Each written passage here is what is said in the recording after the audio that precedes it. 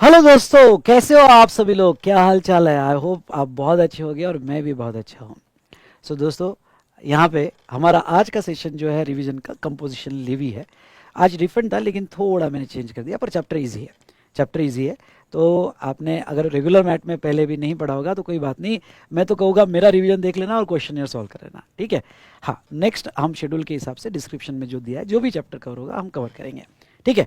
तो चलिए आज का रिवीजन स्टार्ट करते हैं और वो है कंपोजिशन लेवी। क्या आपको बेनिफिट हो रहा है रिवीजन का? हाँ, है ना? हाँ होगा तो पहले लाइक कर दो। उससे मैं समझ जाऊंगा कि आपको बेनिफिट हो रहा है रिवीजन का। तो यस बेटा, ये रिवीजन आपके लिए है। और ये रिवीजन का सबसे बड़ा फ़ायदा ये कि देखो, आईडीटी स्कोरिंग सब्जेक्ट है और मार्क्स मिलते हैं, लेकिन अब अगर आपके पास लिमिटेड टाइम है और इस लिमिटेड टाइम में भाई सिलेबस भी अच्छे से कवर होना चाहिए, इन डेप्थ रिवीजन भी होना चाहिए और यस, यहाँ पे हमको कॉन्फिडेंस भी आना चाहिए कि हम 60-70 प्लस ले सकते हैं, तो ये रिवीजन डेफिनेटली आपको बहुत हेल्प करेगी। इसके साथ आप जो क्वेश्चनर्स जो है, मेरे क्वेश्चनर्स के क्वेश्चंस या आपके पास कोई अदर क्वेश्चन बैंक होगी तो वो भी आप यहाँ पे प्रिफर कर सकते हो। ओके, तो ये रिवीजन के बाद इमीडिएट प्रीफर कर लेना, आज ही टॉपिक आपने खत्म कर देना। अब आपका एक क्वेश्चन होगा कि सर ये रिवीजन वीडियो की प्लेलिस्ट कहाँ मिलेगी? उसके बाद में अमेंडमेंट सर हमें देखना है तो कहाँ मिलेगा? अमेंडमेंट की नोट्स कहाँ मिलेगी? या जो भी वीडियो कंटेंट है और मटेरियल कंटेंट है, ये सब कहाँ मिलेंगे? तो एक काम कीजिएगा, ये जो वीडियो की डिस्क्रिप्शन लिंक देखिएगा, डिस्क्रिप्शन में मैंने सब कुछ दिया है। एक वन स्टॉप सॉल्यूशन लिंक भी दी है जिसमें सारा मटेरियल, इवन जो हम चार्ट बेस्ड रिवीजन कर रहे हैं ना, ये चार्ट की पीडीएफ मैंने दे दी आपको। PDF totally free. हाँ, फिजिकल कॉपी आपको चाहिए तो आपको हमारे वेबसाइट से vsmartacademy.com से बाय करना पड़ेगा। एक बात मैं आपको कहना चाहता हूँ, मेरा टेलीग्राम चैनल, ठीक है, जो डिस्क्रिप्शन में है, यहाँ पे ये टेलीग्राम चैनल ज्वाइन कीजिएगा। इस बार आपके एग्ज़ाम के लिए मैं बहुत सी चीज़ें जो है, शॉर्ट रिवीजन, इंपॉर्टेंट क्वेश्चंस वगैरह सब मैं आपको टाइम टू टाइम बताते रहूँगा। ओके, तो प्लीज़ मैं आपको ये कहूँगा कि डिस्क्रिप्शन में जो टेलीग्राम चैनल लिंक दी है मैंने, वो आप ज्वाइन कीजिएगा। और कभी कभी अगर आप इंस्टा देखते हो तो मेरा इंस्टा भी सब्सक्राइब कर सकते हो, पर ज़्यादा मत देखना। वो है CA_विशाल_भट्टड़। तो आप इंस्टा भी यहाँ पे ओके सब्सक्राइब कर सकते हो, फॉलो कर सकते हो। तो चलिए, हाँ, एक और लास्ट बात मैं आपको कहना चाहता हूँ और वो ये कि रिवीजन के टॉपिक्स कैसे मैंने सिलेक्ट किया है, एबीसी एनालिसिस पे की है। तो ये रिवीजन के टॉपिक जो मैंने सिलेक्ट की है, इसके हिसाब से चलोगे तो आपका सिलेबस बहुत अच्छे से कवर हो जाएगा। और जो जो मैं कहता हूँ वो करो। तो आपका शेड्यूल लिंक, रिवीजन की शेड्यूल लिंक मैंने डिस्क्रिप्शन में दी है। वो शेड्यूल नॉर्मली हम फॉलो करते हैं, कभी कभी चैप्टर ऊपर नीचे हो सकता है। जैसे आज का शेड्यूल का चैप्टर शायद मुझे याद आता है तो रिफंड था, रिफंड हम नेक्स्ट इसमें कवर कर लेंगे। आज हम कंपोजिशन लेवी कवर कर रहे हैं, ठीक है? Done done done done. तो चलिए, मैं बस इतना ही कहूँगा, आपको अच्छे लगे होंगे अभी तक के रिवीजन तो पहले लाइक कर दो, आज का तो उससे और अच्छा आने वाला है। तो चलिए देखते हैं रिवीजन ऑन कंपोजिशन लेवी। चलिए आ जाइए हमारे चार्ट पे, and that is composition scheme, ठीक है? इजी चैप्टर है। इसके बारे में बस मैं इतना ही कहना चाहूँगा कि मेरे साथ अभी रिवीजन कर लो, चार्ट बुक का प्रिंट आपके पास है, और इमीडिएट क्वेश्चन सॉल्व कर लो। इससे ज़्यादा टाइम ये चैप्टर को मत देना, फटाफट आपका कवर हो जाएगा, ठीक है? तो जो भी आपके पास क्वेश्चन बैंक होगी, मेरी बैंक क्वेश्चन बैंक होगी तो आप वो यूज़ करो, या किसी और की क्वेश्चन बैंक होगी तो वो भी आप यूज़ कर सकते हो इस रिवीजन के साथ। तो बात करते हैं कंपोजिशन स्कीम की। कंपोजिशन स्कीम मतलब, ओके, कंपोजिट करके जीएसटी लगाया गया, मतलब ऑल टैक्सेस टुगेदर एक जीएसटी लगाया गया, उसे हम कंपोजिशन स्कीम कहेंगे। तो अब ये कंपोजिशन स्कीम की अगर हम बात करें तो यस, ये क्यों लाई गई? देखो, वैसे तो आपको बेसिक थ्रेशोल्ड मिल जाता है 10, 20, 40 लाख, स्पेशली ट्रांजेक्शन B2C होते हैं। तो B2B में लोग रजिस्ट्रेशन ले लेते हैं, लेकिन B2C होते हैं तो वो केस में बेसिक थ्रेशोल्ड गवर्नमेंट ने दिया है।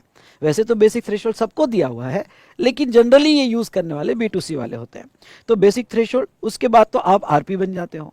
अब उसके बाद आरपी बन जाने के बाद भी ओके, जो रिटेलर्स है, रिटेल मार्केट में बिजनेस करते हैं, उनको कंप्लायंस कॉस्ट बहुत ज़्यादा हो जाती है, GSTR1, 3B का, record maintenance cost, ITC cost, invoice cost.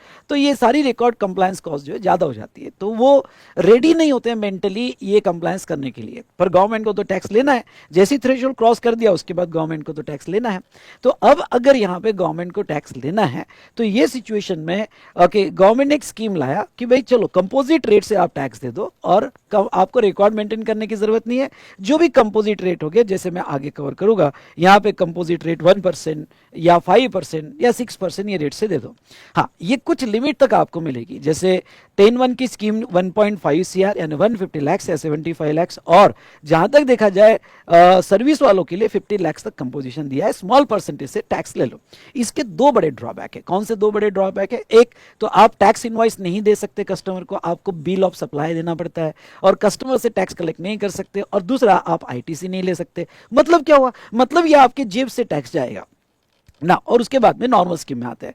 तो अब हम तीन क्राइटेरिया बना लेते हैं। कौन से तीन क्राइटेरिया? कि आप थ्रेशोल्ड में होगे तो चीजें कैसी चलती है, अगर आप कंपोजिशन स्कीम लेते हो तो चीजें कैसी चलती है, और आप नॉर्मल में आते हो तो चीजें कैसी चलती है। जैसे एग्जांपल के तौर पे ले लो कि आप थ्रेशोल्ड में हो। थ्रेशोल्ड में हो तो क्या कोई टैक्स देना है आपको? बिल्कुल नहीं देना है। 10, 20 या 40 लाख तक आपको बिल्कुल भी टैक्स नहीं देना है। पर आप जैसे ही कंपोजिशन में आते हो आपको टैक्स देना पड़ेगा, और कंपोजिट रेट से देना पड़ेगा। भाई ये कंपोजिट रेट कितने होते हैं? 1% या 5% या 6%। सर्विस प्रोवाइडर वालों को 6% है। आगे हम इसकी बात करेंगे। और नॉर्मल स्कीम में तो फिर नॉर्मल रेट दे दो ना, जो भी आपका नॉर्मल रेट होगा, 5%, 12%, 18% या 28%, वो रेट से जीएसटी दे दो। भाई प्रोसीजर में क्या डिफरेंस आता है सर? बताओ कि ये बताओ सर कि प्रोसीजर में क्या डिफरेंस आता है, बता दो। जैसे रजिस्ट्रेशन, तो आप थ्रेशोल्ड में हो तो रजिस्ट्रेशन ही नहीं है, क्योंकि वो एग्जम्पशन ही रजिस्ट्रेशन का है, थ्रेशोल्ड एग्जम्पशन। उसके बाद में अगर आप कंपोजिशन डीलर हो तो आपको कंपलसरी रजिस्ट्रेशन करने पड़ते हैं, और नॉर्मल में तो करने ही पड़ते हैं। रजिस्ट्रेशन करो लेकिन टैक्स कम रेट से दे, तो भाई साहब हो गया। फिर आपका एक सवाल होगा कि सर ये बताओ इनवॉइसिंग कैसे होगा? तो आप थ्रेशोल्ड में हो तो आपके नॉर्मल इनवॉइस वगैरह इशू कर दो, जीएसटी का कोई कंप्लायंस नहीं है। लेकिन अगर आप कंपोजिशन में हो तो बिल ऑफ सप्लाई, ध्यान से सुनना क्या कहा मैंने, बिल ऑफ सप्लाई आपको देना पड़ता है। और अगर आप नॉर्मल स्कीम में हो तो tax invoice. Sir what is the difference between bill of supply and tax invoice? तो मैं आपको ये बता दूं, जहां तक हम बिल ऑफ सप्लाई की बात करें तो ये है तो जीएसटी कवर्ड डॉक्यूमेंट, मतलब जीएसटी लॉ ने कहा है। लेकिन मैं आपको ये बता दूं इसमें टैक्स नहीं होता है, आप टैक्स नहीं लगाओगे कस्टमर को। और यहाँ पे जीएसटी, जो भी ऐसी केस जहां आप जीएसटी टैक्स नहीं लगाते हो, जैसे सीएल हुआ, एग्जम्पशन हुआ, नील रेट होगा, तो कवरिंग डॉक्यूमेंट तो रखना पड़ता है भाई साहब। तो ये कवरिंग डॉक्यूमेंट होता है क्या? Bill of supply. और टैक्स इनवॉइस में आप टैक्स बताओगे। रिकॉर्ड या मेंटेन करने की जरूरत नहीं है, या कुछ लिमिटेड एक्सटेंट तक मेंटेन करना पड़ता है। और यहाँ पे जो है जहां तक देखा जाए तो जो सेक्शन 35 और 36 रीड विथ रूल्स, वो रिकॉर्ड्स आपको सारे मेंटेन करने पड़ेंगे। अब ये लिमिटेड एक्सटेंट की क्या बात है कंपोजिशन स्कीम में, कि जैसे stock record, tax payment record वगैरह नहीं मेंटेन करना पड़ता है। ठीक है, आपने कितना प्रोड्यूस किया, ओके, जहां तक आपके इनपुट क्या था, लेकिन आउटपुट के स्टॉक वगैरह रिकॉर्ड आपको मेंटेन करने की जरूरत नहीं, टू सम लिमिटेड एक्सटेंट। जिससे टर्नओवर आइडेंटिफाई हो जाए उतना ही मेंटेन करना पड़ेगा। आईटीसी नॉर्मल स्कीम में नहीं मिलेगा। ओके, कंपोजिशन स्कीम में मिलेगा क्या सर? नहीं मिलेगा, कंपोजिशन स्कीम में बिल्कुल भी नहीं मिलेगा। सर क्यों नहीं मिलेगा? क्योंकि आप रेट कंपोजिट दे रहे हो तो क्रेडिट नहीं मिलेगा, सबसे बड़ा ड्रॉबैक है। और नॉर्मल स्कीम में आपको क्रेडिट मिल जाएगा। जीएसटी रिटर्न तो थ्रेशोल्ड में हो तो बिल्कुल नहीं, लेकिन हाँ आप कंपोजिशन स्कीम में हो तो जीएसटीआर 4 आपका ईयरली रिटर्न जाता है, जिसके अभी ड्यू डेट जो है, इन्होंने जीएसटीआर 4 की ड्यू डेट ओके पहले अप्रैल एंड था, अब जून एंड कर दिया है। और जीएसटीआर 9 है, मतलब यहाँ पे जो आपका नॉर्मल रिटर्न है वो तो जाता ही है जीएसटीआर 4 में, और 9 है आपका जो वो एआर है ना, एआर मतलब एनुअल रिटर्न वाला, वो भी चले जाता है। हाँ, रिटर्न बेटा एनुअली है, और उसमें दो रिटर्न है, एक रेगुलर रिटर्न, एक एनुअल रिटर्न। ओके, लेकिन आपका क्वार्टरली स्टेटमेंट जो है, स्टेटमेंट सीएमपी 08 में जाता है। भाई ये सर सीएमपी 08 स्टेटमेंट क्यों देना पड़ता है? क्योंकि आपका पेमेंट क्वार्टरली है ना, तो पेमेंट क्वार्टरली है तो गवर्नमेंट को कैसे पता चलेगा कि आपका टर्नओवर क्या है? तो वो जो टर्नओवर है ना, ओके, वो टर्नओवर आप एक स्टेटमेंट से बताते हो, और वो सीएमपी 08 स्टेटमेंट से बताया जाता है। चलो देन देन देन देन उसके बाद में नॉर्मल होगा तो आपको जीएसटीआर 1, 3 भी जो भी मंथली कंप्लायंसेस है वो करने पड़ेंगे। तो ये देखो कितने अच्छे से हमने देख लिया कि आपका जो है ओके थ्रेशोल्ड में रहा तो प्रोसीजर मैकेनिज्म क्या होता है, कंपोजिशन में रहा तो क्या मैकेनिज्म होता है, और नॉर्मल स्कीम में रहा तो क्या मैकेनिज्म होता है। चलो ये मैंने एक जनरल आइडिया आपके दिमाग में डाल दिया। चलो सर अब ये बताओ कि कंपोजिशन स्कीम में बताओ सर यहाँ पे रेट कितने होते हैं? ओके, आप हमें क्या पूरे रेट से जीएसटी देना पड़ता है? अरे भाई क्या ये आप दामाद हो ओके गवर्नमेंट की पूरे रेट से भी जीएसटी लोगे, हमको आईटीसी में नहीं देंगे? अरे रेट कंपोजिट रेट होते हैं, टुगेदर रेट होते हैं भाई साहब। ओके, तो ये टुगेदर रेट ले लिए जाएंगे ना। ओके सुनो, यहाँ पे समझ में आ रहा है ना आपको? तो गवर्नमेंट आपको क्या कहती है? गवर्नमेंट कहती है देखो, अगर आप मैन्युफैक्चरर हो और गुड्स के सप्लायर हो, 10(1) की स्कीम ले रहे हो तो 1% of turnover in state.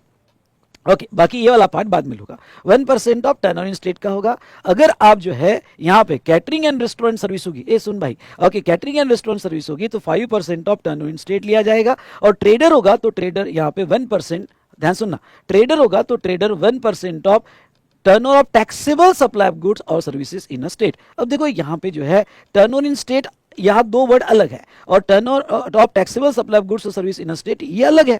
Okay, तो फिर एक सवाल आ जाता है कि सर यहाँ टर्नओवर इन स्टेट क्या होता है, एग्रीगेट टर्नओवर इन स्टेट क्या होता है, बात करेंगे। और अगर आप 10 to A की स्कीम ले रहे हो जो मोस्टली सर्विस प्रोवाइडर के लिए या जिनकी सर्विसेज ज्यादा है, अगर आप 10 to A की स्कीम ले रहे हो तो रेट 6% है, और ये 6% rate turnover of supply of goods और सर्विसेज इन द स्टेट लिया जाएगा। अब देखो यहाँ पे दो डेफिनेशन आपकी बुक में दी है जो आपने बिल्कुल देखना चाहिए कि दो डेफिनेशन, एक था एग्रीगेट टर्नओवर, एक डेफिनेशन हम जो देखेंगे एग्रीगेट टर्नओवर, और दूसरा है टर्नओवर इन स्टेट। अब देखो एग्रीगेट टर्नओवर और टर्नओवर इन स्टेट, इन दो बातों को समझ लो। ओके, टर्नओवर इन स्टेट, इन दो बातों को समझ लो। पहला, एग्रीगेट टर्नओवर में अगर हम देखेंगे तो ऑल टैक्सेबल सप्लाई। अब मैं आपको ये कहूँ क्या, अगर उन्होंने ऑल टैक्सेबल सप्लाई कह दिया तो बाकी कुछ बोलने की जरूरत ही नहीं है, क्योंकि टैक्सेबल सप्लाई में एग्जाम भी आ जाते हैं एक्सेट्रा। लेकिन डेफिनेशन बहुत क्लियर है, ऑल टैक्सेबल सप्लाई क्या इंक्लूड होगा, हाँ। उसके बाद में नेक्स्ट क्या, तो एग्जाम सप्लाई, वो कहते हैं कि जब आप एग्रीगेट टर्नओवर निकालोगे तो एग्जाम सप्लाई भी इंक्लूड करोगे। एग्जाम के तीन, एग्जाम सप्लाई की डेफिनेशन कभी देखी है क्या? एग्जाम कहता है कि मैं अकेला नहीं हूं, मेरे साथ 3 लोग इन्वॉल्व है। चेहरा क्या देखते हो, दिल में मेरे 3 लोग हैं। ओके, अरे बाप रे, 3 लोग यहाँ पे कौन कौन से, तो वोनली एग्जाम है, वोनली एग्जाम, या फिर नील रेट। ओके, या फिर वोनली एग्जाम नील रेट, या फिर अगर हम देखें तो यहाँ नॉन टैक्सेबल सप्लाई वाले भी गुड्स एग्रीगेट टर्नओवर में लिए जाते हैं। उसके बाद में नेक्स्ट अगर हम बात करें तो एक्सपोर्ट टर्नओवर, आपने एक्सपोर्ट किया तो वो भी लिया जाता है। उसके नेक्स्ट अगर हम देखें तो इंटरस्टेट, और इंटरस्टेट आपने यहाँ पे अंडर सेम पैन किया, मतलब डीडीपी में इंटरस्टेट किया, इवन दो स्टॉक ट्रांसफर होगा तो भी लिया जाएगा। और आगे कहते हैं ये सारा जो कैलकुलेशन होगा आपकी वैल्यू, ये ऑल इंडिया पैन बेसिस पे होगा। ओ भाई साहब, okay, all India pan basis पे वो कह रहे हैं वो। ओके, तो ये जो होगा ऑल इंडिया पैन बेसिस पे सारा कैलकुलेशन किया जाएगा। ओके, और ये ऑल इंडिया पैन बेसिस पे यहाँ पे देखा जाएगा। ओके, तो एग्रीगेट टर्नओवर क्या एक्सक्लूड होगा, तो एक्सक्लूड की बात कर लेते हैं। अगर हम एक्सक्लूड की बात कर रहे हैं तो एक्सक्लूड में, ओके, नौ पहले पॉइंट नंबर 1, ओके, जो आरसीएम में आपने टैक्स दिया इनवर्ट सप्लाई पे वो नहीं लिया जाएगा, इनवर्ट सप्लाई पे वो नहीं लिया जाएगा। और दूसरा क्या एक्सक्लूड कर रहे हैं, तो दूसरा जीएसटी, अगर कोई जीएसटी लगे होगे तो उसको एक्सक्लूड करना पड़ेगा। अब बात करते हैं turnover in state. Turnover in state की डेफिनेशन वही है बेटा, ओके, वही सारे taxable supply, exempt supply, export और इंटरस्टेट, ओके, वो लिया जाएगा टर्नओवर इन स्टेट। लेकिन मतलब उस स्टेट से, पर ये ऑल इंडिया पैन बेसिस पे नहीं है, मतलब उस स्टेट से, उस ब्रांच से आपने ऑल टैक्सेबल सप्लाई कितना किया और एग्जाम सप्लाई की तीनों सप्लाई कितने किए, एक्सपोर्ट कितना किया, इंटरस्टेट कितना किया, ये लिया जाएगा फ्रॉम दैट स्टेट। लेकिन ओके, वो स्टेट का ही कंसीडर होगा जहां आपकी ब्रांच है, ऑल इंडिया बेसिस पे नहीं होगा। तो ये दोनों का डिफरेंस है। और एक्सक्लूजन सेम है, एक्सक्लूजन सेम है। आरसी इनवर्ट सप्लाई जिस पे आरसीएम ने आपने टैक्स दिया वो तो आपका इनवर्ट है ना, तो थोड़ी तो टर्नओवर में थोड़ी आएगा। और दूसरा जीएसटी होगा तो एक्सक्लूड किया जाएगा, डेंडन अडेंडन। तो ये जो बात हमने देखी यहाँ पे, ये हमने टर्नओवर से रिलेटेड देखी। तो अब यहां पे टर्नओवर इन स्टेट में जो वो कहते हैं आ जाते हैं कंपोजिशन स्कीम में, तो आप जो 1% दोगे ना, वो 1% टर्नओवर इन स्टेट और यूटी के बारे में देंगे। फिर ये वाला जो पार्ट है ना, ये वाला पार्ट थोड़ा रुक जाओ, मैं अच्छे से समझाऊंगा बाद में, बहुत ही अच्छे से समझाऊंगा। ओके, जो बहुत ही ट्रिकी पॉइंट है, क्रिटिकल पॉइंट है, ओके, आपको समझना जरूरी है। तो चलिए अब आ जाइए आप सेक्शन 10(1) और 10(2) पे। तो स्कीम में दो पार्ट में डिवाइड करता हूं कंपोजिशन स्कीम। एक सेक्शन 10(1) की स्कीम जिसकी कंडीशन 10(2) में दी है, ओके, 10(1) की स्कीम जिसकी कंडीशन 10(2) में दी है, और एक 10(2)A की स्कीम जो प्रोबेबली जो 10(1) में एलिजिबल नहीं है, जो यहां एलिजिबल नहीं है, वो 10(2)A में ट्राई कर सकते हैं। तो ऐसी दो स्कीम आपको देखना है। अप्लीकेबिलिटी, भाई साहब ये बताइए कि आप ये सवाल पूछोगे सर 10(1) की स्कीम किसको मिलती है, तो अगर आप मैन्युफैक्चरर हो, ट्रेडर हो, ओके, मैन्युफैक्चरर हो, ट्रेडर हो जो गुड्स के सप्लायर है, या रेस्टोरेंट सर्विस, तो मैन्युफैक्चरर, ओके, मैन्युफैक्चरर एसओजी दे रहा है, सप्लायर ऑफ गुड्स है, या ट्रेडर जो एसओजी दे रहा है, सप्लायर ऑफ गुड्स है, और रेस्टोरेंट सर्विस, ये सब एक ही सर्विस 10(1) की स्कीम में, और वो रेस्टोरेंट सर्विस। दूसरी मैं आपको ये बता दूं कि यहाँ पे एलिजिबिलिटी कब आती है, जब aggregate turnover of preceding financial year of registered person does not exceeds, देखो यहाँ पे एक वर्ड आता है प्रीसीडिंग फाइनेंशियल ईयर और एग्रीगेट टर्नओवर। भाई ये करंट ईयर में मुझे कंपोजिशन स्कीम लेनी है और मुझे 1% से ही टैक्स देना है। भाई मैन्युफैक्चर होगा तो 1% का टैक्स रेट दिया हुआ है, ओके, ओनली 1%, तो मुझे 1% के टैक्स रेट में, तो क्या मैं ये करंट ईयर में कंपोजिशन स्कीम ले सकता हूँ? देखो, आपको कंपोजिशन स्कीम अगर आप ऑलरेडी रजिस्टर्ड हो, मेरे वर्ड सुनना, अगर आप ऑलरेडी रजिस्टर्ड हो तो 1 अप्रैल को ही डिसाइड करना पड़ता है कि आपको कंपोजिशन स्कीम मिलेगी या नहीं मिलेगी। तो 1 अप्रैल को अगर हम डिसाइड कर रहे हैं तो नो डाउट उसकी इंटीमेशन पहले ही देना पड़ता है। तो आपको कंपोजिशन स्कीम जो है यहाँ पे लेना है तो आपको एक कंडीशन पूरी करनी पड़ती है। तो आप जो कंपोजिशन स्कीम ले रहे हैं वो करंट ईयर में ले रहे हैं, सुनना, आप कंपोजिशन स्कीम ले रहे हैं वो करंट फाइनेंशियल ईयर में ले रहे हैं, लेकिन ये depend on preceding financial year, ये डिपेंड है प्रीसीडिंग फाइनेंशियल ईयर पे। तो ऐसे केस में अगर प्रीसीडिंग फाइनेंशियल ईयर का आपका एग्रीगेट टर्नओवर, आप एक को यूज करना, आइदर करोड़ वर्ड यूज करना या लैक्स वर्ड यूज करना, 150 लाख या उससे कम होगा, okay, including Assam, Himachal Pradesh, Jammu and Kashmir. हाँ, ये हम आसाम, हिमाचल प्रदेश और जम्मू एंड कश्मीर को भी 150 लाख की लिमिट है। तो वो केस में आपको करंट ईयर में यहाँ पे सीएल मिल जाएगा और आप 1% से टैक्स दे सकते हो अगर मैन्युफैक्चर होगा, ट्रेडर होगा, लेकिन रेस्टोरेंट होगा तो 5%, क्योंकि रेस्टोरेंट के लिए अगर आप ये देखते हो तो 5% का रेट दिया हुआ है उन्होंने, ये देखो यहाँ पे दिया हुआ है 5% का रेट दिखा आपको, तो 5% से टैक्स देना पड़ेगा। ओके, ये भाई सर अच्छा हो गया, अब आपको मेरे पास कोई क्लाइंट आएगा तो मैं जरूर ऐसा बताऊंगा। लेकिन स्पेशल कैटेगरी ऑफ स्टेट में हो गए तो 75 लाख का लिमिट अप्लीकेबल है, except Assam, Himachal Pradesh and Jammu and Kashmir, क्योंकि वहां 150 लगता है। चलिए सर, करंट ईयर में कितने लिमिट तक मैं 1% का टैक्स सीएल में दे सकता हूं? तो करंट ईयर में ओके, एग्रीगेट टर्नओवर 150 लाख या 75 लाख, मतलब क्या, आपको एलिजिबिलिटी मिलेगी कि नहीं मिलेगी प्रीसीडिंग फाइनेंशियल ईयर, और करंट ईयर में कितने टर्नओवर तक, तो अगेन एग्रीगेट टर्नओवर 150 लाख तक आप सीएल ले सकते हो। अगर आप स्पेशल कैटेगरी ऑफ स्टेट में होगे तो 75 लाख तक ले सकते हो ना। अब यहां पे एक पॉइंट बहुत अच्छा है और वह है मार्जिनल सप्लाई ऑफ सर्विसेज, मतलब क्या ना, इसका थोड़ा इंपॉर्टेंस मैं ओके आपको आगे की कंडीशन में कनेक्ट करके देता हूं। अब किस में सर कैसे कनेक्ट करोगे? तो आप आ जाओ सेक्शन 10(2) में, अब आ जाओ सेक्शन 10(2) में, एलिजिबिलिटी कंडीशंस, सुनना, eligibility conditions of composition scheme. अब ये एलिजिबिलिटी कंडीशंस क्या है कंपोजिशन स्कीम की? तो पहला है person opting for scheme under section 10(1). अब 10(1) में कौन ले सकते हैं? मैन्युफैक्चरर ले सकता है, ट्रेडर ले सकता है, रेस्टोरेंट वाला ले सकता है। तो यहाँ पे जनरली ये स्कीम तो गुड्स वालों को है, सिर्फ एक सर्विस कवर कर ली उन्होंने, रेस्टोरेंट वाला, क्योंकि उसमें फूड एलिमेंट डोमिनेंट होता है, तो उन्होंने कवर कर लिया यहाँ पे। ओके, तो वो उन्होंने कवर कर लिया यहाँ पे। तो ऐसे सिचुएशन में मैं आपको ये बता दूं कि ये 3 लोगों को जो स्कीम नहीं है, मैन्युफैक्चर हो, कैटरिंग या रेस्टोरेंट हो, can not supply any service, may be taxable और एग्जाम, कोई सर्विस वो नहीं दे सकते, वो टैक्सेबल और exempt, except as allowed in proviso to section 10(1).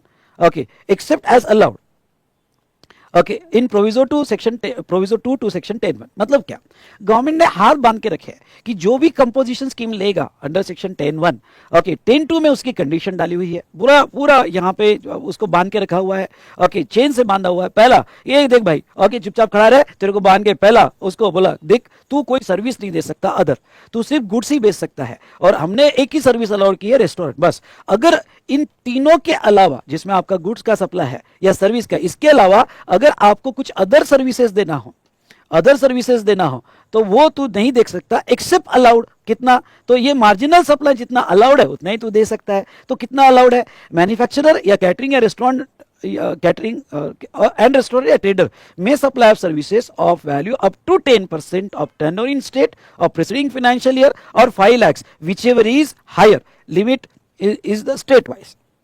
और ये जो लिमिट दी है वो स्टेट वाइज दी है। अब थोड़ा ये समझ लेना यहां पे, ओके, ऐसा तो कभी नहीं हो सकता ना कि भाई कोई ट्रेडर है, मैन्युफैक्चरर है, सर्विस अलग से देगा ही नहीं। अब आप मशीन बेच रहे हो भाई साहब, तो मशीन वाला कुछ तो इंस्टॉलेशन, कुछ तो सर्विस अलग से देगा, रिपेयर मेंटेनेंस कुछ तो करेगा ना। ऐसा कौन सा बिजनेस है जिसमें सर्विस ही नहीं होती है? बहुत रेयर बिजनेस हो गया कि जिसमें अलग से कोई सर्विस नहीं होगी। और वो क्या कहते हैं, कोई भी सर्विस नहीं देगा, मतलब अच्छा, वो सेम जीएसटी नंबर में सेम नेचर का तो छोड़ दो, दूसरे नेचर की भी सर्विस नहीं दे सकता। एक सिंपल सा एग्जांपल में कि भाई मैं ट्रेडर हूं और मैंने बाजू वाली शॉप रेंट पे दी, नहीं, ओके, तो बाजू वाली शॉप ये बिजनेस में आती है, वो कोई भी सेम लाइन ऑफ बिजनेस हो या अदर हो, कोई भी सर्विस नहीं दे सकता, फिर वो टैक्सेबल हो या एग्जम्प्ट हो, नहीं दे सकता।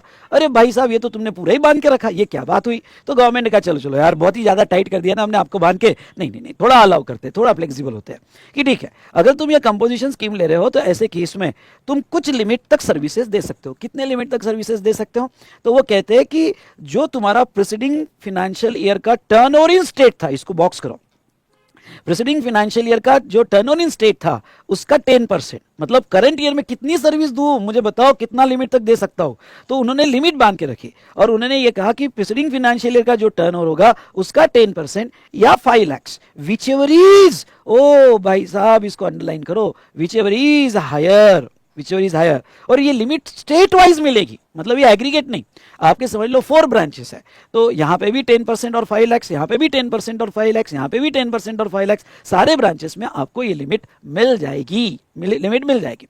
अच्छा सर, समझ में आया कि ये लिमिट ओके स्टेट वाइज आपको मिल जाएगी, बट प्रोवाइडेड दैट कि आपका एग्रीगेट टर्नओवर, मतलब ये जो आप गुड्स बेच रहे हो, ओके ये जो गुड्स बेच रहे हो इसका प्लस ये मार्जिनल सप्लाई का एग्रीगेट टर्नओवर करंट ईयर में 150 लाख से 75 लाख, यानी गुड्स प्लस दिस ओके दोनों ऐड करके आपका 150 लाख या 75 लाख तक की लिमिट मिलेगी। और आपको जो भी रेट होगा, समझ लो मैन्युफैक्चरर को रेट 1% है तो उसके जो सर्विसेज उसने दी है मार्जिनल, उसको भी 1% लग जाएगा। अगर ट्रेडर है, ट्रेडर को 1% है तो इसको भी मार्जिनल 1% का रेट लग जाएगा। मतलब ऐसा ये गुड्स प्लस सर्विस मिला के 1% रेट रहेगा। समझा क्या? यस बोलिए, और देर किस बात की, लाइक ठोको यार। ओके कमेंट दो, ओके कमेंट दो, समझा sir, okay thank you sir.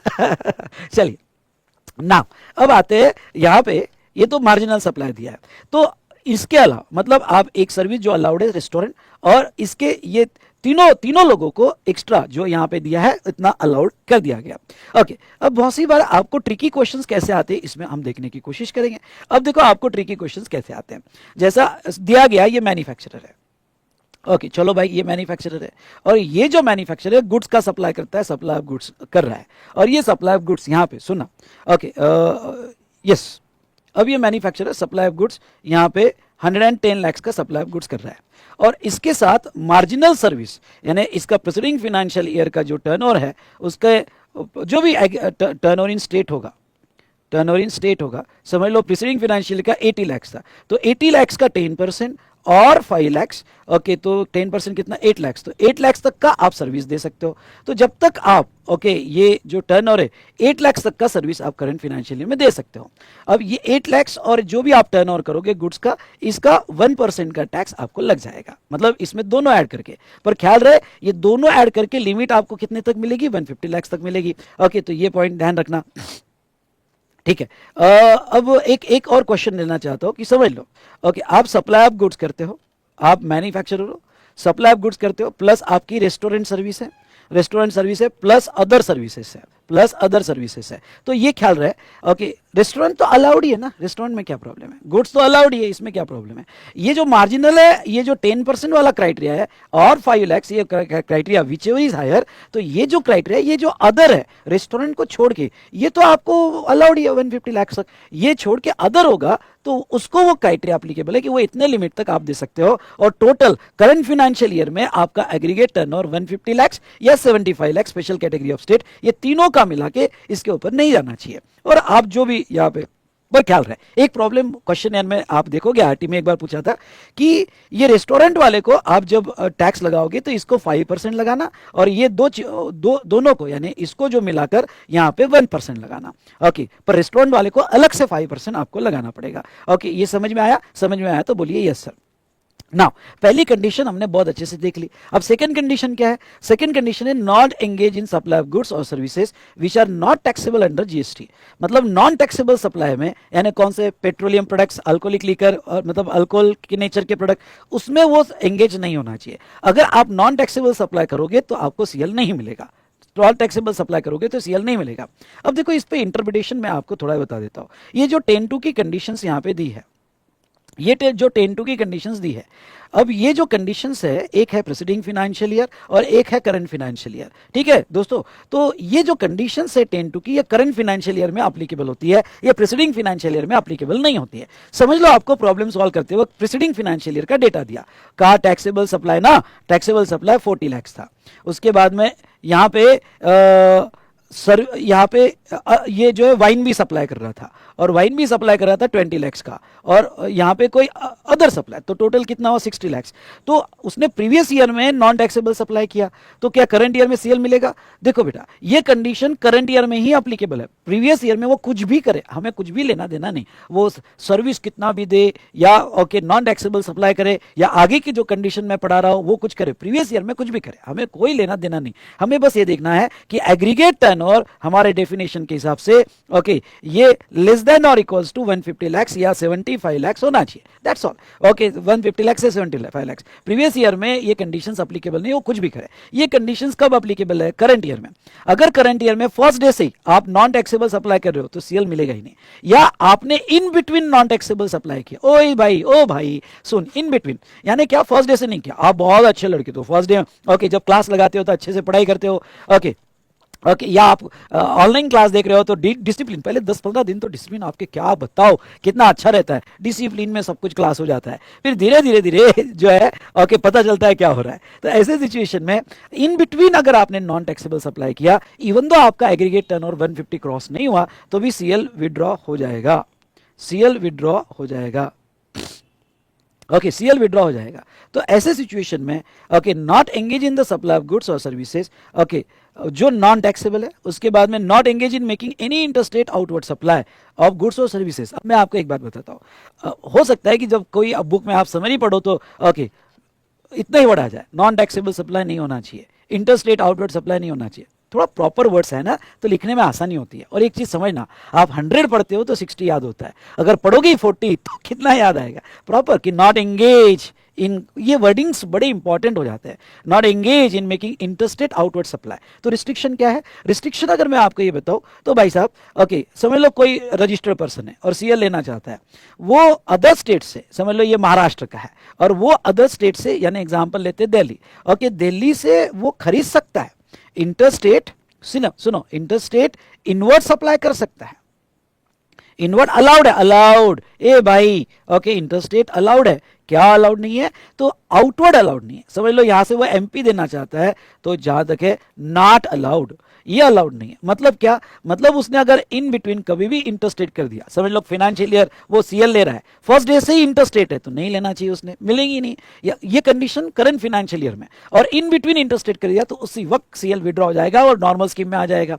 Sir preceding year में इंटरस्टेट किया होगा, तो मैंने आपको बोल दिया ना, मैं बार बार रिपीट नहीं करूंगा, प्रीसीडिंग ईयर में कुछ भी किया हो ओके आप ये ध्यान रखना, प्रीसीडिंग ईयर में कुछ भी किया हो, सीएल जो मिलता है ओके वो आपको एग्रीगेट टर्नओवर पे मिलता है, कुछ भी किया हो एग्रीगेट हो जाएगा, बस बात खत्म। आपका सीएल जो नहीं मिलेगा 10(2) के अंडर, वो कंडीशन करंट फाइनेंशियल ईयर को एप्लीकेबल होगी। Okay done. तो interstate inward supply allowed, inward allowed है, आउटवर्ड को रिस्ट्रिक्शन है, ना गुड्स का होना चाहिए ना सर्विस का। सर ये सर्विस मतलब कौन सा? तो आपकी रेस्टोरेंट सर्विस होगी इतनी होना चाहिए, या मार्जिनल सप्लाई आपका इंटरस्टेट नहीं होना चाहिए। उसके बाद में not engage in the supply of services through eco. अब ये ध्यान रखना, not engage in the supply of services through an eco collecting TCS under section 52। अब मैं थोड़ा आपको अभी भी बताऊंगा और आज में आगे भी कवर करूंगा। सुनो बहुत अच्छा इंपॉर्टेंट कॉन्सेप्ट बताने वाला हूं, इधर ध्यान देना, ओके इधर ध्यान देना, ओके स्पीड में होगा तो थोड़ा स्लो कर देना, ठीक है? तो अब देखो यहाँ पे कॉन्सेप्ट क्या था, कॉन्सेप्ट ये है कि ईसीओ अमेजॉन ले लेते हैं, और अमेजॉन जो है ईसीओ है, एक सप्लायर है और एक रिसिपिएंट है, सप्लायर और रिसिपिएंट, और ये जो बेच रहा है डिलीवरी तो डायरेक्ट करता है, लेकिन ये अमेजॉन के थ्रू ऑर्डर लेता है और बेचता है ईसीओ के थ्रू, और ये टीडीएस काटता है, ये टीडीएस काटता है क्योंकि टीडीएस की प्रोविजन, सॉरी टीडीएस नहीं, कहाँ बोल दिया मैंने टीडीएस, ओके तुम भी करेक्ट नहीं कर रहे, ओके यहाँ पे टीसीएस, ये टीसीएस कट करेगा, सेक्शन 52 में टीसीएस की प्रोविजन लगेगी। अब मैं थोड़ा रजिस्ट्रेशन चैप्टर में भी ये चीज़ पढ़ाऊंगा और इनवॉइस चैप्टर में भी ये चीज़ पढ़ाऊंगा, क्या कि यहाँ पे ये जो सप्लायर है ना, ये सप्लायर में अगर वो सप्लाई ऑफ गुड्स होगा, अगर वो सप्लाई ऑफ गुड्स कर रहा होगा, यानी गुड्स का सप्लाई किया होगा, किसके थ्रू सप्लाई किया? ईसीओ के थ्रू सप्लाई किया, तो भी इसको सीएल मिल जाएगा, इवन दो ईसीओ के थ्रू सप्लाई गुड्स होगा तो मिल जाएगा, ओके सीएल अलाउड। यानी ये बंदा इसका 1% का टैक्स किया, मतलब लोगों, मतलब गवर्नमेंट ने, अब देखो ई कॉमर्स गवर्नमेंट को करना पड़ा, तो गवर्नमेंट ने ये बेनिफिट दे दिया कि गुड्स का सप्लाई ईसीओ के थ्रू हो सकता है और उसको 1% कंपोजिशन की मिल जाएगी। हाँ इसको कुछ कंप्लायंसेस और प्रोसीजर करनी पड़ेगी, ओके वो बात अलग है। और यहाँ अमेजोन वाला ओके जो है इवन तो ये कंपोजिशन स्कीम में होगा पर टीसीएस कट होगा कंपोजिशन स्कीम में, क्योंकि टैक्स 1% आता है और जो भी टीसीएस का रेट होगा तो टीसीएस का ओके 0.25 टू 0.25 नया रेट दिया हुआ है। ओके तो वो टीसीएस कट होगा और टीसीएस डिडक्ट होगा जो भी सप्लायर कंपोजिशन में। लेकिन ये बेनिफिट सिर्फ गुड्स वालों को है, मतलब अगर सर्विस है आपकी सप्लाई ऑफ सर्विसेज है तो नहीं, ये ईसीओ के थ्रू अलाउड नहीं है। अगर ईसीओ के थ्रू दिया तो सर्विस वालों को यहाँ पे सीएल अलाउड नहीं है। मतलब क्या, मतलब समझ लो आप 10(1) की स्कीम में हो और 10(1) की स्कीम में आप मैन्युफैक्चरर हो या फिर आप ट्रेडर हो। ओके आप अगर ईसीओ के थ्रू गुड्स देते हो, सप्लाई ऑफ गुड्स होता है ईसीओ के through. Okay supply of goods होता है ईसीओ के टू द रिसिपिएंट, तो सप्लाई ऑफ गुड्स होगा टू ईसीओ के थ्रू टू रिसिपिएंट। तो ऐसे सिचुएशन में ठीक है सीएल वो ले पाएगा और ये 150 लाख तक यहाँ पे दे पाएगा। लेकिन बहुत सी बार क्या होता है ट्रेडर होगा तो ये अदर सर्विसेज देता है। अब अदर सर्विसेज दे रहा है तो कितना अलाउड है, अदर सर्विसेज मार्जिनल लिमिट तक अलाउड है। तो अदर सर्विसेज मार्जिनल लिमिट तक अलाउड है, तो ये जो मार्जिनल लिमिट वाली सर्विसेज है ये ईसीओ के थ्रू नहीं जानी चाहिए, सिर्फ गुड जाना चाहिए, सर्विस अलाउड नहीं है। फिर क्यों ना वो मार्जिनल हो पर अलाउड नहीं है। आई होप आपको समझा होगा। तो not engage in supply of service through ECO collecting TCS for goods CL allowed, service को रिस्ट्रिक्शन है जो भी सर्विस आपको अलाउ की गई।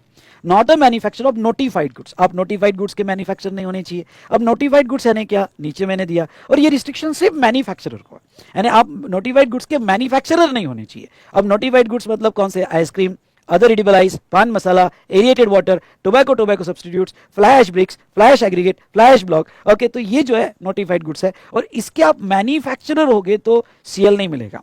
हाँ पर ख्याल रहे रिस्ट्रिक्शन जो है मैन्युफैक्चरर को है। अगर नोटिफाइड गुड्स के, अगर हम नोटिफाइड गुड्स के ट्रेडर होगा तो सीएल मिल जाएगा। ओके यहाँ पे ट्रेडर होगा तो सीएल मिल जाएगा। मैन्युफैक्चरर या फिर रेस्टोरेंट कैटरिंग होगा, ओके रेस्टोरेंट एंड कैटरिंग होगा तो सीएल मिल जाएगा। रिस्ट्रिक्शन टिप यहाँ पे मैन्युफैक्चरर को है। और आप सीटीपी एनआरटीपी हो नहीं अप्लाई होना चाहिए। अगर आप सीटीपी एनआरटीपी के लिए अप्लाई करते हो तो कंपोजिशन स्कीम नहीं मिलेगी। और मैंने बहुत अच्छे से यहाँ पे दिया कि ये जो रिस्ट्रिक्शन अप्लीकेबल है ये रिस्ट्रिक्शन करंट फाइनेंशियल ईयर में लागू होते हैं, प्रेसिडिंग फाइनेंशियल ईयर में लागू नहीं होते हैं। तो ये तो देख लिया ना हमने, ये तो थी 10(1) की स्कीम। अब 10(2) की स्कीम किसको मिलेगी, 10(2) की स्कीम अब वर्डिंग्स क्या है, applicability, applicable to RP whose aggregate turnover in PFI does not exceeds 50 lakhs।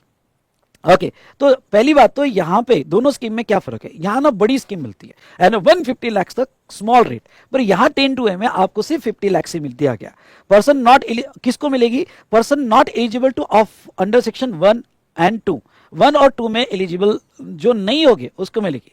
So normally it is applicable to person engage in the supply of service या मैन्युफैक्चरर, ट्रेडर या catering. MTC मतलब manufacturer, trader और catering, way service is predominant. थोड़ा ये part को समझ लो। हमने क्या कहा, हमने कहा कि 10(1) की स्कीम, ओके 10(1) की स्कीम किसको मिलती है, मैन्युफैक्चरर जो सप्लाई ऑफ गुड्स है, उसके बाद में ट्रेडर जो सप्लाई ऑफ गुड्स है, और यहाँ पे रेस्टोरेंट वाला ओके जो सप्लाई ऑफ सर्विस है, इन तीनों को दिया है। हाँ ये इसके साथ सर्विस कितना सप्लाई कर सकते हैं, तो वो मार्जिनल जितना जो लिमिट है 10% उतना सर्विस सप्लाई कर सकते हैं, दैट्स ऑल। ठीक है अब ये और 10(2) की नीचे कंडीशन दी है। अब 10(2) कब लगता है, तो 10(2) कब लगता है, तो अगर कोई 10(1) में एलिजिबल नहीं हुआ, ओके एलिजिबल नहीं हुआ, कब नहीं एलिजिबल होगा, समझ लो चार्टर्ड अकाउंटेंट है, कॉस्ट अकाउंटेंट है या आर्किटेक्ट सर्विस है, तो आर्किटेक्ट सर्विस तो यहाँ ही नहीं, यहाँ तो रेस्टोरेंट है। तो जो ओनली सर्विस दे रहा है वो 10(1) में एलिजिबल नहीं होगा। तो देखो 10(2) में ये नहीं बोला कि सिर्फ सर्विस प्रोवाइडर के लिए, वो कहते हैं कि जो 10(1) में एलिजिबल नहीं है वो 10(2) में ट्राई कर सकता है 50 lakhs तक।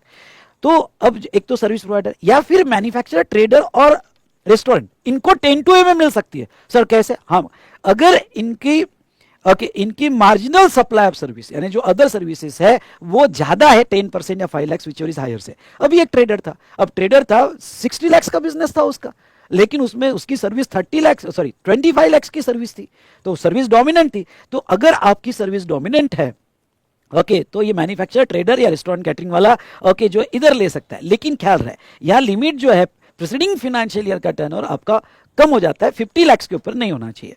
तो यहाँ और 10(2) में रेट कितना अप्लीकेबल है, तो रेट वाला टेबल इधर दिया है। अगर आप 10(2) में ले रहे हो, देखो रेट वाला टेबल इधर दिया है, तो 6% का रेट है, 3 + 3 6%। और देखो 6% का जीएसटी भी लग जाएगा और आपको आईटीसी भी नहीं मिलेगा, पर ओके ये बेनिफिशियल है। समझ लो आप नए चार्टर्ड अकाउंटेंट, कॉस्ट अकाउंटेंट बने या कंपनी सेक्रेटरी बने, तो आपका आईटीसी ज्यादा है नहीं, और क्यों 18% का जीएसटी लगाना, 50 लाख तक जब आपको 6% दिया हुआ है तो 6% में काम हो जाएगा, कस्टमर का काम 6% में हो जाएगा। ओके, तो आपको क्रेडिट का कोई लेना देना भी नहीं, और आपके ट्रांजेक्शन मोस्टली B2C है। ओके, B2C है तो 6% में आप दे दो अपने जेब से, और कस्टमर को वो लगाओ मत, वो मत लगाओ, तो कस्टमर को बिल ऑफ सप्लाई दे दो, तो फायदेमंद होता है। ओके, 50 लाख तक जो भी है। अब सर इसकी कंडीशन क्या है, तो इसकी कंडीशन 10(2) में दी है। ओके, और एग्जैक्टली सेम कंडीशन है जो 10(2) में देखी थी, बस पहली वाली छोड़ के। पहली वाली क्या था कि वो सर्विस में एंगेज नहीं होना चाहिए। या तो कैसे लगा सकते वो कंडीशन, या तो लगा ही नहीं सकते, या तो वो तो सर्विस को देख के ही सर्विस दिया है, सॉरी सर्विस को देख के ही सीएल दिया हुआ है, कंपोजिशन लेवी दी है, तो यहाँ तो लगा ही नहीं सकते। बाकी नॉन टैक्सेबल सप्लाई नहीं होना चाहिए, इंटरस्टेट आउटवर्ड सप्लाई नहीं होना चाहिए, उसके बाद में ईसीओ के थ्रू सप्लाई, सर्विस के ईसीओ के थ्रू सप्लाई नहीं होने चाहिए, नोटिफाइड गुड्स के मैन्युफैक्चर नहीं होने चाहिए, और सीटीपी एनआरटीपी नहीं होना चाहिए। अब दोस्तों मैं आपको एक बात बता दूं क्या, कि यहां पे दोनों के नोटिफाइड गुड्स में फर्क है। यहाँ नोटिफाइड, यहाँ मैन्युफैक्चर तो यहाँ पे भी है, पर यहाँ नोटिफाइड गुड्स की लिस्ट ज्यादा है, यहाँ नोटिफाइड गुड्स की लिस्ट ज्यादा है, पर यहाँ नोटिफाइड गुड्स की लिस्ट कम है। यहाँ नोटिफाइड गुड्स की लिस्ट में ice cream, other edible ice, pan masala, aerated water, tobacco and tobacco substitutes है।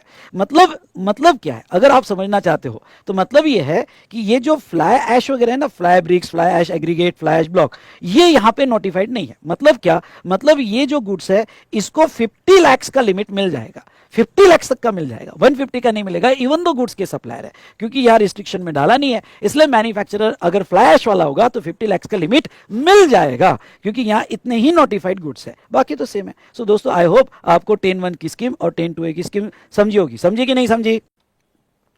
चलो अब ये तो देख लिया, अब देखो फटाफट कंडीशन हो जाएगी, बाकी तो फटाफट हो जाएगा। यहां पे प्रोविजो क्या कहती है, ये प्रोविजो बड़ी इंपॉर्टेंट है और इसके ऊपर बहुत बार क्वेश्चन आते हैं। प्रोविजो कहती है ओके भाई सीएल लेना है, मिलेगी तो सबको मिलेगी, नहीं तो किसी को नहीं मिलेगी। सर ये क्या है, ये है कि मेरे अलग अलग, मेरे सेम पैन में, सुनना, सेम पैन में अलग अलग डीडीपी हैं, ये रजिस्टर्ड है, ये रजिस्टर्ड है, ये रजिस्टर्ड है, सेम स्टेट में, अदर स्टेट में, डीम डिस्टिंक्ट पर्सन है। तो ये डिस्टिंक्ट पर्सन जो है सेम पैन में है, रजिस्ट्रेशन अलग अलग है, तो क्या मैं ऐसा कर सकता हूँ क्या, इसके लिए लिया और इसके लिए नहीं लिया? नहीं, आप ऐसा नहीं कर सकते। अगर ये सीएल लेना है और आपने पोर्टल पे डाल दिया तो सारे registration under same PAN freeze हो जाते हैं सीएल में। सुना, सारे registration under same PAN freeze हो जाते हैं सीएल में। ओके, या एक भी इनएलिजिबल हुआ तो सब इनएलिजिबल हो जाएंगे। समझ लो एक ब्रांच से तुमने इंटरस्टेट आउटवर्ड सप्लाई कर दिया, इनएलिजिबल, बाकी सारे इनएलिजिबल, उसी दिन तुम्हारा सीएल सभी ब्रांच का विड्रॉ हो गया। ओके, आपका सीएल विड्रॉ हो गया। इसमें एक बहुत अच्छा केस स्टडी था। केस स्टडी क्या था आपको बताता हूँ। ओके, यहाँ पे कंपनी ले लो XYZ, उसकी एक ब्रांच महाराष्ट्र में, दूसरा ब्रांच मणिपुर में। अब मणिपुर में 75 लाख का लिमिट है और महाराष्ट्र में 150 लाख का लिमिट है एग्रीगेट टर्नओवर। अब वो बंदे का दोनों ब्रांच का मिला के 95 लाख का टर्नओवर था। अगर महाराष्ट्र के हिसाब से देखा जाए प्रेसिडिंग फाइनेंशियल ईयर तो 150 लाख है, तो 95 है, तो आप सोचोगे महाराष्ट्र में मिलना चाहिए। और मणिपुर में देखा जाए तो 75 लाख से ज्यादा है, तो वहां नहीं मिलेगा, बिल्कुल वहां नहीं मिलेगा। और वहां नहीं मिलेगा तो फिर ये प्रोविजो हिट कर देती है, और ये प्रोविजो कहती है कि वहां नहीं मिला ना तो अब कहीं नहीं मिलेगा। ओके, तो ये पॉइंट ध्यान में रखना। तो आपकी एक भी ब्रांच अगर 75 लाख कैटेगरी वाले स्टेट में होगी तो ऐसे स्टेज में आपको लिमिट ही 75 हो जाएगी। क्यों? क्योंकि उसके वजह से सारे पे इंपैक्ट आ जाता है। ओके, तो कभी कभी क्या हो जाता है, किसी की वजह से इंपैक्ट आते हैं, दिल में आते हैं इंपैक्ट, पर आपको ध्यान रखना है, ठीक है। चलिए, उसके बाद में नेक्स्ट अगर हम बात करें यहाँ पे, तो eligibility criteria for composition scheme 10(3), मतलब आपको करंट ईयर में कंपोजिशन स्कीम 150 लाख, 75 लाख या 50 लाख, आप 10(2) में होगे तो 50 लाख तक मिलेगी, और उसके बाद लैप्स हो जाएगी, मतलब उसके बाद आप नॉर्मल स्कीम में आ जाओगे। Other condition, composition dealer can not collect outward supply, composition dealer will not eligible for ITC, और composition dealer can not issue tax invoice, क्योंकि इनको बिल ऑफ सप्लाई होता है। चलो ये भी हो गया।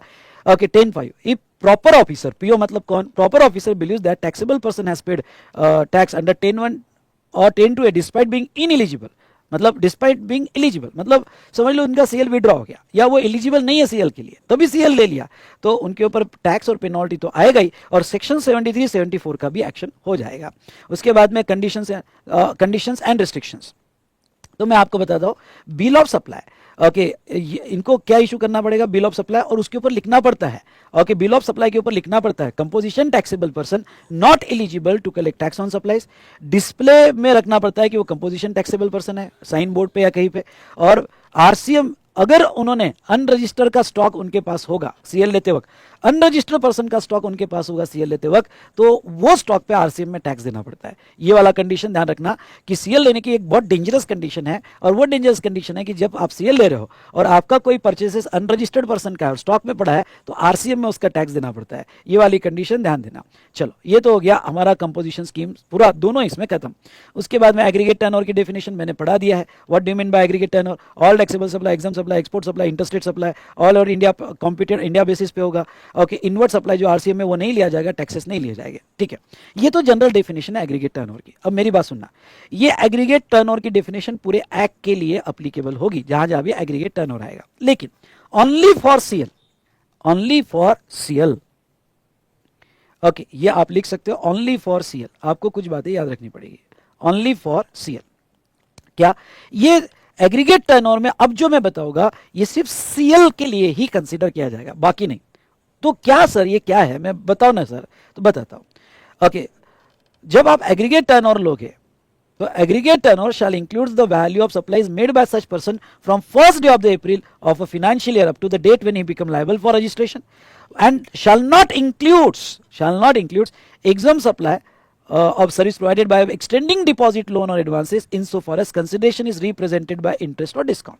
ये हाईलाइट करना कि अगर लोन एडवांसेस का इंटरेस्ट या डिस्काउंटिंग होगा जो exempt सप्लाई है, आपको याद है कि लोन एडवांसेस और डिपॉजिट का यहां पे इंटरेस्ट होता है तो एग्जाम सप्लाई होता है, तो जो एग्जाम सप्लाई है तो ऐसे सिचुएशन में यहां पे वो एक्सक्लूड होगा, एग्जाम सप्लाई एक्सक्लूड होगा। थोड़ा इसको ओके वर्डिंग से ज्यादा डायग्राम में समझते हैं क्या, मैंने 3 डायग्राम लिया है। तो ऐसे केस में समझ लो प्रीसीडिंग फाइनेंशियल ईयर में आपका कोई बिजनेस नहीं था, मतलब ये aggregate turnover does not exceed 150 lakh, 75 lakh या 50 लाख। आप करंट ईयर में आ गए, करंट ईयर में आपने थ्रेशोल्ड लिया। ओके, थ्रेशोल्ड लिया 20 लाख का, थ्रेशोल्ड मान के चलते हैं, तो आप लायबल टू रजिस्टर्ड हुए। ओके, आप लायबल टू रजिस्टर्ड हुए तो आपका turnover 20 lakh include. Okay, turnover 20 lakh include. तो अब देखो ये थ्रेशोल्ड लेने के बाद अब एक जनरल क्वेश्चन आता है कि जब करंट ईयर की मैं एग्रीगेट टर्नओवर की लिमिट निकालूंगा, करंट ईयर की मैं एग्रीगेट टर्नओवर की लिमिट लूंगा, क्योंकि करंट ईयर में aggregate turnover up to 150 lakh ही मुझे सीएल मिलेगा 1% से, तो ये 20 लाख के बाद 150 लाख लिया जाएगा क्या? नहीं नहीं, वो कहते हैं कि जब आप एग्रीगेट टर्नओवर 150 लाख तक मिलेगा तो जो आपका थ्रेशोल्ड में गया वो भी ऐड होगा, मतलब रिमेनिंग 150, 130 या 75 की लिमिट होगी तो 55, या आपका रिमेनिंग 30 अगर 50 लाख होगा तो ये 20 को कंसीडर करके 150, यानी ये 20 इंक्लूड करना पड़ेगा, ये 120 इंक्लूड करना पड़ेगा, यानी 150 लाख या फिर यहां पे 75 लाख या फिर यहां पे 50 लाख, ये 20 को इंक्लूड करके लिया जाएगा। तो वो आपको इंक्लूड करना पड़ेगा। ओके, वो इंक्लूड करना पड़ेगा, मतलब 20 छोड़ दिया जाए तो अब जो रिमेनिंग लिमिट बची ओके वो तुम्हारे एग्रीगेशन में ली जाएगी। ठीक है, वो एग्रीगेशन में ली जाएगी। उसके बाद में टर्नओवर इन स्टेट की डेफिनेशन हमने देखी, लेकिन फॉर सीएल ओनली कुछ छेड़छाड़ आपको करनी पड़ेगी एज पर दिस एक्सप्लेनेशन। वो क्या कहते हैं, जब टर्नओवर इन स्टेट निकालोगे तो shall not includes, underline shall not includes, 2 बातें उसमें इंक्लूड नहीं होगी। जब सीएल के लिए टर्नओवर इन स्टेट निकालोगे तो supplies from first day of the April in a financial year और इंटरेस्ट और discount on deposit, loan, advances, तो ये टर्नओवर के लिए। मतलब क्या, मतलब ये है कि वही कि आप जो है कोई बिजनेस नहीं था, आपने थ्रेशोल्ड लिया या आप करंट ईयर में थ्रेशोल्ड ले रहे हो, तो आपको जब टैक्स देना पड़ेगा, आपको जब टैक्स देना पड़ेगा, यहां आप लिख सकते हो कि आपको टैक्स देना पड़ता है जो भी है 1%, 5% या 6% या 6%, ये टर्नओवर इन स्टेट का देना पड़ता है, टर्नओवर इन स्टेट का। देखो ये टेबल ऊपर के पेज पे जाओगे तो आपको 1%, 5% ओके या 6% टर्नओवर इन स्टेट का देना पड़ता है। ओके, टर्नओवर इन स्टेट का देना पड़ता है। तो जब आप टर्नओवर इन स्टेट का टैक्स दोगे तो टैक्स में भी ये 20 लाख टैक्स देते वक्त क्या ये 20 लाख को पकड़ के टैक्स देना पड़ेगा कि नहीं? नहीं, ये एक्सक्लूड होगा, ये एक्सक्लूड होगा। जब टैक्स देने की बारी होगी तो ये एक्सक्लूड होगा और रिमेनिंग जो बचेगा उसका ही आप 1% ओके या 5% टैक्स दोगे, उसका ही रिमेनिंग 1% या 5% टैक्स दोगे। ठीक है, तो या 6% आप टैक्स दोगे तो रिमेनिंग बचा। तो सर दोनों में डिफरेंस क्या है, प्लीज बताओ ना सर। तो दोनों में है कि आप जब लिमिट कैलकुलेट करोगे कि भाई मेरा सीएल है कि नहीं है, एग्रीगेट टर्नओवर पे लिमिट कैलकुलेट करोगे तो 20 को लेकर लिमिट कैलकुलेट करना है, लेकिन जब आप टैक्स दोगे तो 20 छोड़ के आपको टैक्स देना है। ठीक है, वो तो 20 लाख आप थ्रेशोल्ड में थे, कॉमन सेंस है। ओके, थ्रेशोल्ड में थे। अब चलिए मैं जो बात आपको बताने जा रहा हूं वो ये समझना, ये बात मैं लेने वाला हूं ये इंटरेस्ट वाली, ये इंटरेस्ट वाली दोनों में कहा है कि जब आप एग्रीगेट टर्नओवर लोगे तो इंटरेस्ट एक्सक्लूड होगा, और जब आप ये लोगे तो इंटरेस्ट एक्सक्लूड होगा। तो अब देखो मैं जितना आपको समझा रहा हूं ना, बस इतना समझ के चले जाना, ये बहुत इंपॉर्टेंट है प्रॉब्लम सॉल्व करते वक्त। बात करेंगे interest discount on loan advances और डिपॉजिट। ये डिस्काउंट मतलब कैश डिस्काउंट नहीं, डिस्काउंटिंग, चेक डिस्काउंटिंग, उसका कमीशन वगैरह, वो डिस्काउंटिंग। तो आपको ये बताओ क्या ये जो इंटरेस्ट है तो एग्जाम सप्लाई, है तो एग्जाम सप्लाई, लोन एडवांसेस और या डिस्काउंटिंग मतलब check bill of exchange discounting. Okay, तो अब देखो वो कहते हैं कि जब भी आप सीएल के लिए एग्रीगेट टर्नओवर लोगे या टर्नओवर इन स्टेट जब जब भी लोगे, तो ये इंटरेस्ट और डिस्काउंट को आप एक्सक्लूड कर दोगे। चलिए सर, मैं सीएल के लिए एग्रीगेट टर्नओवर कब लेता हूं? एक कि करंट ईयर में सीएल मिलेगा कि नहीं मिला, तो इसके लिए मैं aggregate turnover preceding financial year का यूज करूंगा। दूसरा, मैं एग्रीगेट टर्नओवर कब लेता हूं? मेरी लिमिट लैप्स होने के लिए। मेरी लिमिट कब लैप्स होती है? तो अगर मेरा aggregate turnover exceeds 150 lakh, 50 lakh या 75 लाख, तो मेरा सीएल विड्रॉ हो जाएगा। तो मैं दो जगह एग्रीगेट टर्नओवर लेता हूं। तो मैं जब जब भी एग्रीगेट टर्नओवर लूंगा, दोनों में से, ऊपर दिया है, दोनों में से जब भी एग्रीगेट टर्नओवर लूंगा तो दोनों में से आपको अगर इस टर्नओवर में इंटरेस्ट और डिस्काउंटिंग इंक्लूड होगा तो वो डिडक्ट करना पड़ेगा। सर टर्नओवर में इंटरेस्ट और डिस्काउंटिंग क्यों इंक्लूड होगा? क्योंकि वो है एग्जाम सप्लाई, और हमारा एग्रीगेट टर्नओवर कहता है टैक्सेबल प्लस एग्जाम सप्लाई। तो आपके टर्नओवर में इंक्लूड होगा तो आपको वो डिडक्ट करके लेना पड़ेगा। मतलब क्या, समझ लो मेरा एग्रीगेट टर्नओवर पिछले साल का 155 लाख था, जिसमें इंक्लूडेड था इंटरेस्ट 20 लाख। मुझे इंटरेस्ट मिला लोन एडवांसेस, मैंने किसी को लोन दिए थे, उसका इंटरेस्ट मिला, तो ये डिडक्ट करके कितना आया? 135 लाख। तो 135 लाख मेरा एलिजिबिलिटी डिसाइड करने के लिए जाएगा, और वो 150 के नीचे, 150 के नीचे है तो मैं सीएल के लिए एलिजिबल हो जाऊंगा। तो वो डिडक्ट करके डिसाइड होगा कि मैं सीएल के लिए, और करंट ईयर में मेरा सीएल लैप्स हुआ कि नहीं हुआ तो वो डिडक्ट करके डिसाइड होगा कि मैं सीएल लैप्स होगा कि नहीं होगा। I hope you understood. अच्छा, ये सेकंड क्या कहते हैं? ये सेकंड कहते हैं कि आप जब भी टर्नओवर इन स्टेट लोगे, सुनो, जब भी आप टर्नओवर इन स्टेट लोगे, अब टर्नओवर इन स्टेट क्यों लेते हो? एक तो आप टर्नओवर इन स्टेट लेते हो टैक्स पे करने के लिए, आपको टैक्स देना है उसके लिए लेते हो टर्नओवर इन स्टेट, या आपका मार्जिनल लिमिट के लिए। ये जब आप मार्जिनल सप्लाई निकालते हो तो प्रीवियस ईयर का टर्नओवर इन स्टेट, तो जब भी आप प्रीवियस ईयर का टर्नओवर इन स्टेट लोगे for calculating marginal supply of service, या करंट ईयर का टर्नओवर इन स्टेट लोगे for calculating marginal supply of service, तो ये सिचुएशन में आप इंटरेस्ट को एक्सक्लूड करोगे। एक लाइन में बताओ क्या, जब भी प्रॉब्लम आएगा इंटरेस्ट और डिस्काउंटिंग और लोन एडवांसेस और डिपॉजिट लिया, तो पहले उसको सारे कैलकुलेशन से डिडक्ट करना, सारे कैलकुलेशन से डिडक्ट करना, दैट्स ऑल। ओके, ये हमने देखा। नाउ अब आ जाते हैं कुछ यहाँ पे डेफिनेशन ऑफ एग्जाम सप्लाई, वो तो मैंने बता दिया। एग्जाम सप्लाई में 3 सप्लाई आते हैं, वुली एग्जाम, नील रेट और नॉन टैक्सेबल सप्लाई भी आते हैं। ओके, नॉन टैक्सेबल सप्लाई भी आते हैं। अब देखो यहाँ पे प्रोसीजर क्या है, इंटीमेशन देना पड़ता है आपको सीएल का। इसमें 2 पार्ट किए मैंने। If a person is unregistered, URP आपने यहाँ कर देना, यूआरपी अनरजिस्टर्ड पर्सन, समझ लो आप अनरजिस्टर्ड हो, ओके, और आप पहली बार रजिस्ट्रेशन ले रहे हो, और पहली बार रजिस्ट्रेशन ले रहे हो पर आपको सीएल भी लेना है, तो कोई प्रॉब्लम नहीं। आप अनरजिस्टर्ड थे 20 लाख तक, ओके, तो आप जब भी REG 01 में अप्लाई करोगे, जैसे ही 20 लाख क्रॉस हुआ REG 01 में अप्लाई करोगे, तो REG 01 का पार्ट बी में एक ऑप्शन आता है ऑप्टिंग फॉर सीएल, वहां टिक कर देना। ऑप्टिंग फॉर सीएल कर दिया तो आप जहां तक देखा जाए कंपोजिशन में आ जाओगे। तो एक सवाल आता है बहुत सी बार, क्या हम कंपोजिशन इन बिटवीन ले सकते हैं क्या फाइनेंशियल ईयर के? एक ही केस में, वो तब जब आपने थ्रेशोल्ड लिया और पहली बार रजिस्ट्रेशन के लिए जा रहे हो। पहली बार इन बिटवीन जब भी रजिस्ट्रेशन के लिए जाओगे आप सीएल ले सकते हो, अदरवाइज आपको सीएल 1 अप्रैल के पहले ही लेना पड़ता है। तो ये सेकंड वाला पार्ट। इफ आप ऑलरेडी रजिस्टर्ड हो तो फिर आपको फाइनेंशियल ईयर स्टार्ट होने के पहले इंटीमेट करना पड़ता है कि आप CMP 02 में कि आप सीएल लेने वाले हो 1 अप्रैल से, वो पहले इंटीमेट करना पड़ता है, प्रायर इंटीमेट करना पड़ता है। फिर यहाँ पे validity of composition scheme and return वगैरह ये सब हमने देख लिया, ये तो आप पढ़ सकते हो कि रिटर्न क्या है, वैलिडिटी क्या है, ये आप पढ़ सकते हो।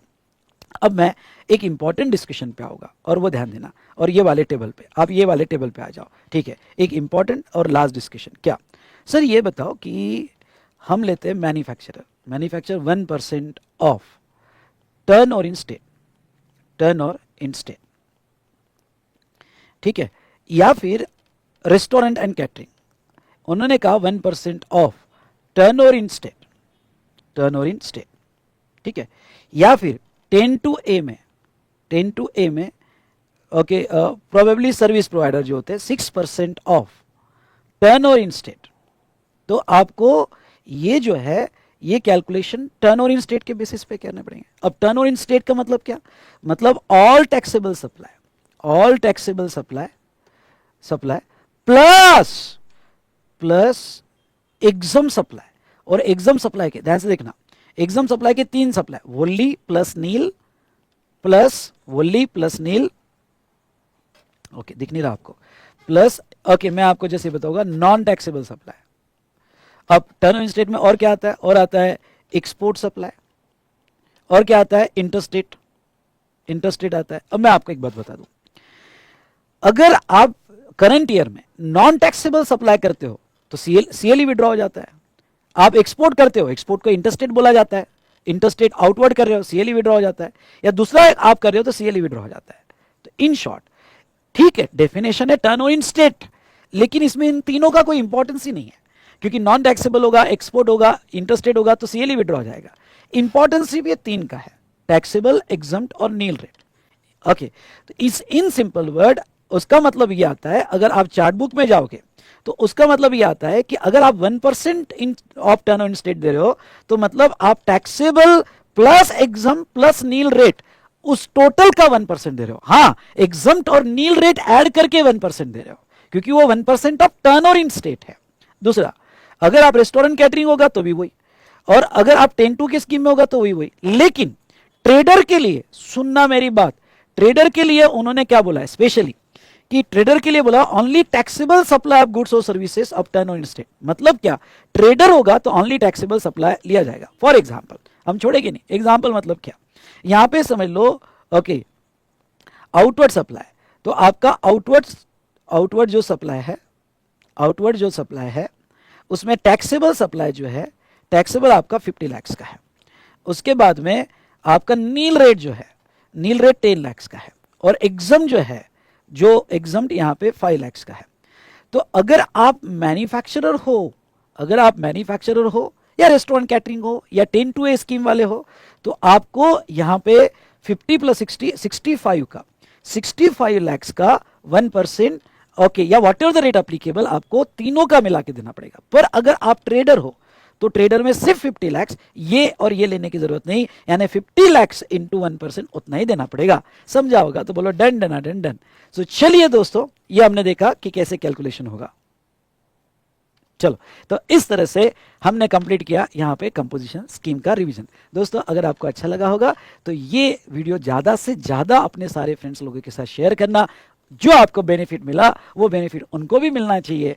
और मैं आपको एक बात बता दूं यहाँ पे, ओके यस, ये जो रिवीजन इसके बाद इमीडिएटली क्वेश्चन सॉल्व कर लेना, और आपका लाइक और कमेंट्स जो है बड़ा इंपॉर्टेंट है। और मैं आपको एक और बात बताना चाहता हूँ कि आने वाली यहाँ पे बैचेस जो है, इसमें मैं बहुत सारी चीज़ें जो है चेंज करने वाला हूँ। ओके, जहाँ तक नोट्स, उसके बाद में हमारे लेक्चर्स और ये सब राज आपको मैं बताऊंगा। और जुड़े रहना, stay with our YouTube channel think GST think Vishal sir.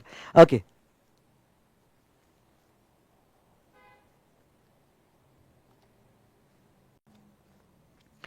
तो चलिए दोस्तों, इस तरह से हमने एक चैप्टर कंप्लीट किया कंपोजिशन स्कीम। इजी था। अब मैं आपको ये कहूँगा कि फटाक से क्वेश्चन उठाओ, पढ़ लो, खत्म, chapter is over. Regular math वगैरह अगर ज़रूरत हो कई क्रिटिकल ट्रिकी एडजस्टमेंट के लिए तो देखो, अदरवाइज चैप्टर इज ओवर। दूसरा, आपको अगर अच्छा लगे तो अपने सारे फ्रेंड्स लोगों के साथ शेयर करो, ओके, उनको बताओ।